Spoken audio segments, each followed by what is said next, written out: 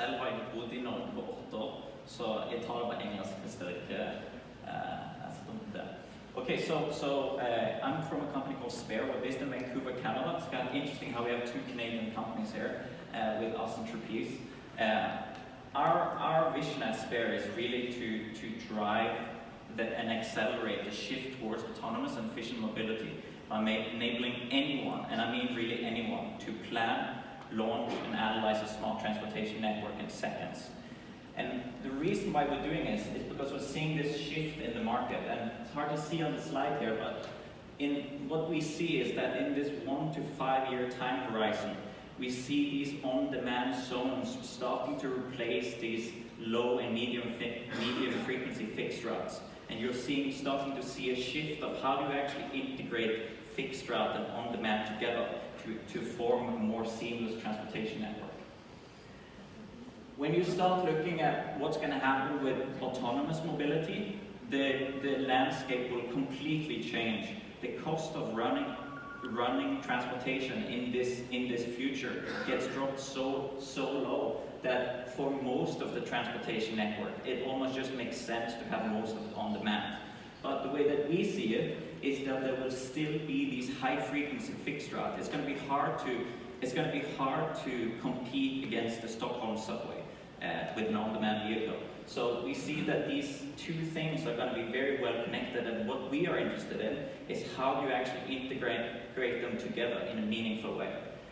And the way that we see these future booking systems is that we don't see them as standalone things. We don't see fixed route over here and these taxi trips over here. We see them kind of on the opposite side of each of their spectra, where you're seeing that that you can actually move through this spectrum and offer different strategies to increase the passenger per hour throughput of the system by looking at what is actually happening in each zone. You can even looking at doing it depending on the time of day, right?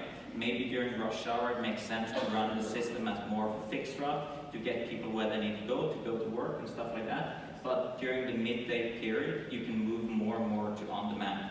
Obviously, this has a definitive use case right now, as I will show you. But as you can imagine, once things start becoming real autonomous, this will be a lot more relevant. Our solution to this is one system to do it all. So basically, one system to both plan, launch, and analyze one of these small transportation networks. And we're interested in making it possible so that anyone can use it. Because, to be honest, most of the people that we worked with have never used an on-demand system before. They come from a completely different space and are first introduced to these systems right now. And the interesting thing that we do that might be a little bit different than some of the other players out there is that we have a completely open API. So any one of our systems can be modularized, and you can bring in some systems from outside, bring them in, integrate them. If you want your own interface, all of that stuff, you can make that happen. We've been very fortunate to have some extremely good partners and customers.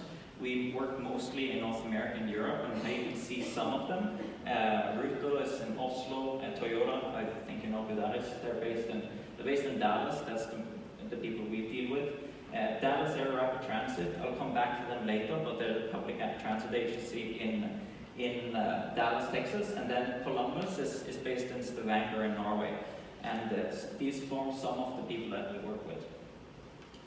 The way that we see these systems is that you really need basically a way to see how this entire transportation network is going to look like even before you put any vehicles on the road. So that's where it comes into play, that you need to have a valuable simulation tool and a planning tool that can say, what works in this area? Does on-demand work at all in this area? It's not that I think that we can actually replace the subway, right? So there is definitely a way to see that these things can complement each other, and they have different use cases. Then obviously you want to also have a very solid system to operate it, and ideally a system that's possible to integrate into other future booking solutions. Right now we're all talking about apps, but there's nothing really standing behind us of having just a single button that does a single thing, or talking to something that does something. Or, in the best case scenario, where the transportation is figured out for you without you having to interact at all. So the way that we see this is that these all things need to kind of live in the same space. And it's a little bit hard to visualize how these systems work, kind of how these on-demand systems work. So I brought along this more practical example of how they work. And one of the biggest things that we're asked about is, why can't you just do this manually? You can go on Google Maps and you can see that this person, you just put the car there and take them from his origin to his destination. Well, in this simple scenario, it's very easy. But for the human brain, it becomes more and more difficult if you have people going in different directions, you have people with different abilities, and obviously, people going at different times. So that's kind of where the need exists to have a more digitalized solution that can do this and use some of the latest techniques to actually accomplish this. Over to some of the projects that we're involved with. I think the most relevant for this discussion right here is what we're doing over in Norway with Columbus. Basically, what Columbus decided to do is kind of crazy looking back at it, but they basically decided to replace all public transit in the city of Sauda with an on-demand service. So basically, July 1st, Sunday, there was regular fixed route in this city. July 2nd, the way you got around in this city was with on-demand transit. And so far, we've seen really good results from this. People are really liking this, and it presents a real use case for how this can actually solve a real problem, and not just talking about it on a grand scale. I brought a video. I don't know if we can get this up and running, but we have a video here that shows.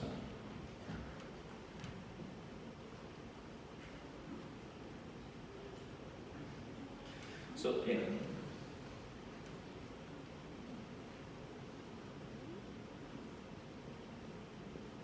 Vi skal hjem igjen, tenkte jeg, og slippe å vente på bussen på en holdeplass, og heller bli hentet. How do we collect the pictures?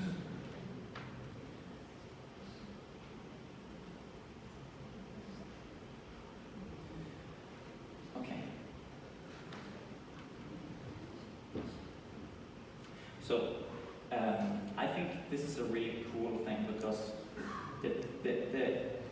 I don't think that the population of Sauda really knows how they're really at this center point of attention around the world right now, of kind of us talking about them, but they're just kind of living their normal lives. And I think one of the cool things is that showing you that even in a place like this where technology, as we think of it in these larger cities, is not that useful. People don't use it that much as we see it here. For example, some of these bus drivers had never used a smartphone or a tablet before using the system. They didn't even have a cell phone. So it's kind of interesting to see how they actually go about using this system. La den rett utenfor stuedøren og bli kjørt akkurat dit du vil. Ja, det kan innbyggerne i Sauda gjøre nå. De bestiller via en app, og håpet at flere skal ta bussen. Denne bussen blitt et vanlig syn i Sauda. Og denne dama blitt et vanlig syn ombord i bussen. Ja vel, det sant. Så vi filmer over nå? Dette den nye bussordningen som blitt innført i Sauda, hvor man selv bestiller bussen, og den henter deg der du og kjører deg der du vil. Jeg kan komme på byen når jeg vil, og komme hjem når jeg vil. Og jeg kan komme rundt i bygda også, til legesenter og frisør og tannlege. Akkurat når det passer meg. Får du ikke bedre enn det, vet du? Du måtte gå til og være meg ut, da. Kan det bli bedre? Kan det bli bedre? Ha det bra. Yeah, so that's what's happening. So,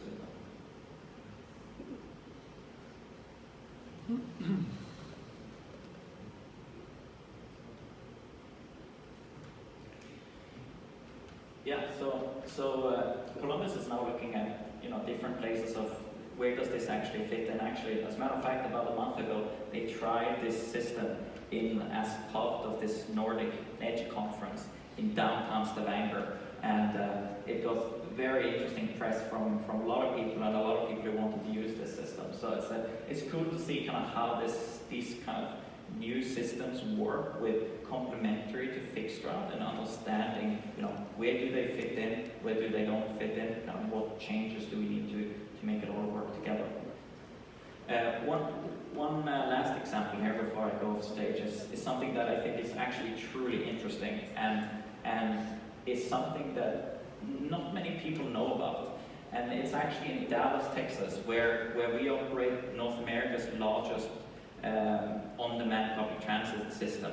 And it has a full integration to a TNC, Uber in this case, for doing overflow, for dispatching overflow trips. And it's a really interesting use case of seeing how you can have both planning, booking, payment, all integrated in one application, and the whole thing without having to switch out to anything else. This is not really looked at too much in a worldwide context, but what's happening in Dallas, if you haven't been to Dallas, it's a big city, I would totally go and check it out. Thank you so much. Tack så mycket.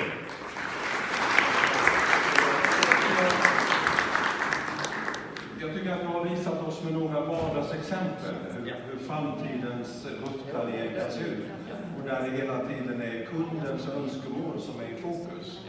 Och där det är företag som du jobbar med, Spare, erbjuder en plattform för planning tool. Tack så mycket. Tack.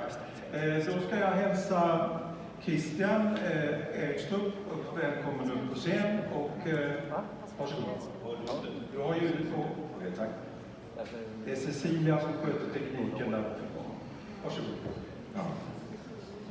Jag tänker jag kommer bli stående här nere.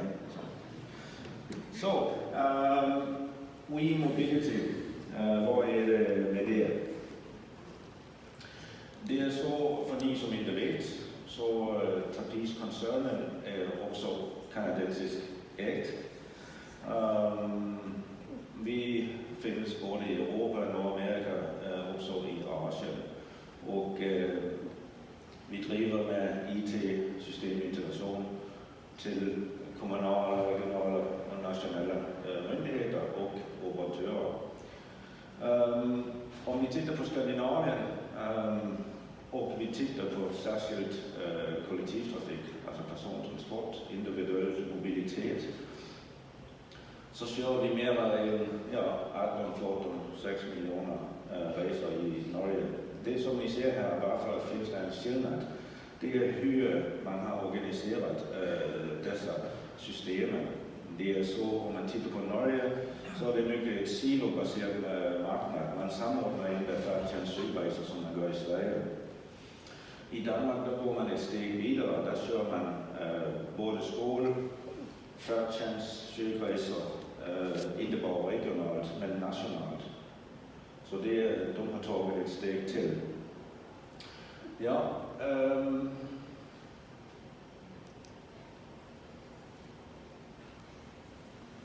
okej. Spännande. Framtidens bokningssystem, hur ska det gå med det? Det som vi tänker, det är att det kommer att bli det som vi kallar för en familjemobilitet. Alltså vi tänker oss att du har en typisk kärnfamilj, du har en mamma, du har en pappa, du har barnen, och de har respektive individuella mobilitetsbehov. Och det som också kommer hända, det var det som Peter nämnde. Alltså det som vi gör nu idag, alltså det är det som de som lever om 5, 10, 15, 20 år, det är det som de ska leva med. Så just nu så kan vi bedriva en beställningsprocess mot de som är 60, 70 eller 80 år, för de kan inte använda en app. Men det kan de om 10-20 år. Det kan också tänkas att appen, vi ser redan nu att apparna som är i telefonen, den byggs in i armbåndsuret. Och nästa steg det är att vi får en chip i huvudet. som vet exakt hur mycket vi åker, var vi vill åka och hur vi ska göra det. Så vi tänker ju att framtidens mobilitetsbeställning, den kommer att bli väldigt integrerad i oss själva. Och det är mycket spännande.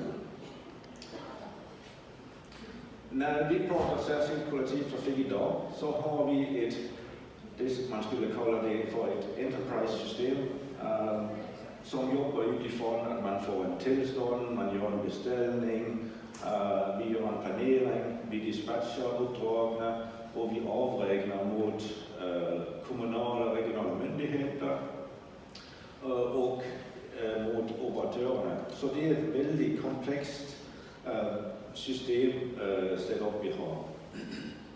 Det som vi också ser framöver, det är att vi kommer att ha tåg och buss fullt integrerat med det som vi kallar autonoma shuttles, eller autonom mobilitet, minibussar om ni vill.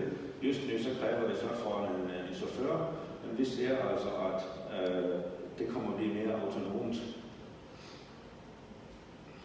Så här ser vårt fantastiska system ut. Ni ska förstå att vi jobbar inte bara med särskild kollektivtrafik. Vi har också ett system för ITS och realtid. Vi har journey planners.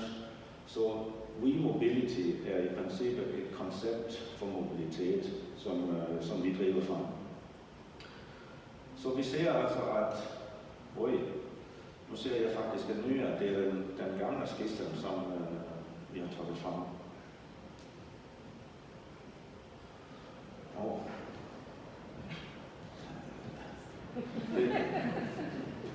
Vilket, är det den dator som var där vi började?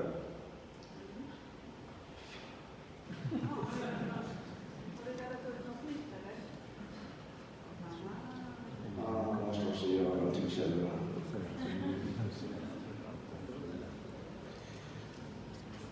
Okej, förlåt.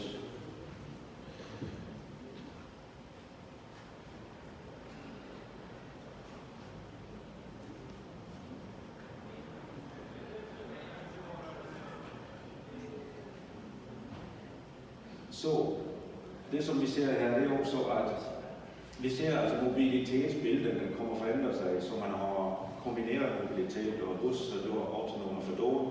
Just nu då så kör man mycket med minibussar.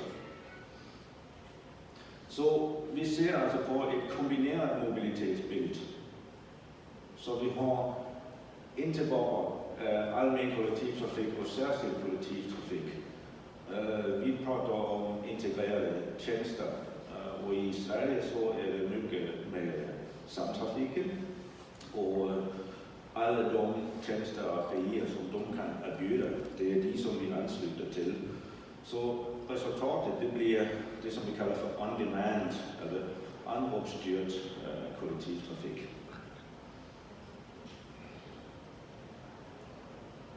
Ja.